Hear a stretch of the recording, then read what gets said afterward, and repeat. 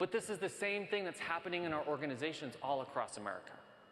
There's actually a conversation happening somewhere right now where someone doesn't feel safe, doesn't feel seen, doesn't feel heard. Feels like they don't belong. They're having that same squirmy feeling that I was having that day. And maybe it's because they're the only LGBTQ plus person in the room, the only woman on the executive team, the only person of color, the only person with a disability. But maybe it's not just that. Maybe it's the new hire that hasn't quite found their footing yet and doesn't feel like they belong. Maybe it's the introvert who keeps trying to insert her ideas in meetings and is getting talked over and is feeling really discouraged. Maybe it's the newly promoted executive who's got all this change she wants to make but doesn't know if she has enough runway to make the change before she gets fired.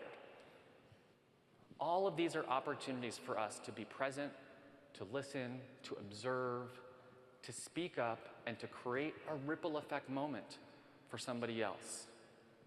Because you're not just making an impact when you say something, you're also making an impact every time you choose to remain silent.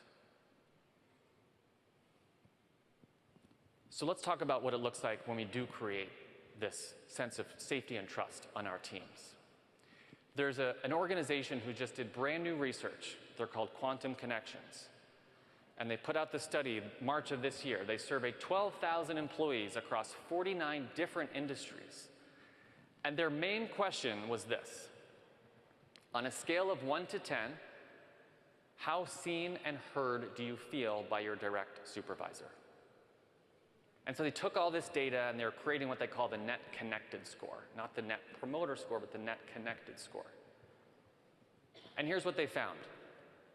They found that when people feel seen and heard, they're 55% more likely to share new ideas, 44% more likely to admit mistakes without fear, and 39% more likely to take calculated risks. And so let's think about for yourself, like what might be possible if this is happening at scale across my teams, across my department, across my organization. And I love this research because it's like, you know, I don't know if any of you felt this way or have bosses or colleagues who are like, yeah, it's like so soft. It's like feeling seen and heard. Like, what is that? It's so soft. But what they found is that these workplaces who are connected, where people feel seen and heard, they're 38.7% more profitable than workplaces that are disconnected, where people don't feel that for themselves. So this is not just like feel-good, fluffy, soft stuff.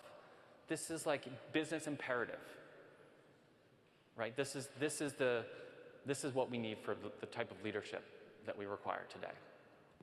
And they did some other things. They looked to see what are the drivers of connection. What are the things that have to be present for me to feel seen and heard? So I'll share these with you, but I'm curious, like what are some, and shout it out, like what are some of the things that you need or appreciate in order to feel seen and heard by your colleagues, by your direct supervisors? Active listening, beautiful. Trust, yes. Transparency. Say that one more time. Feedback, absolutely. Empathy, awesome, good one. Openness, yeah. Recognition, excellent.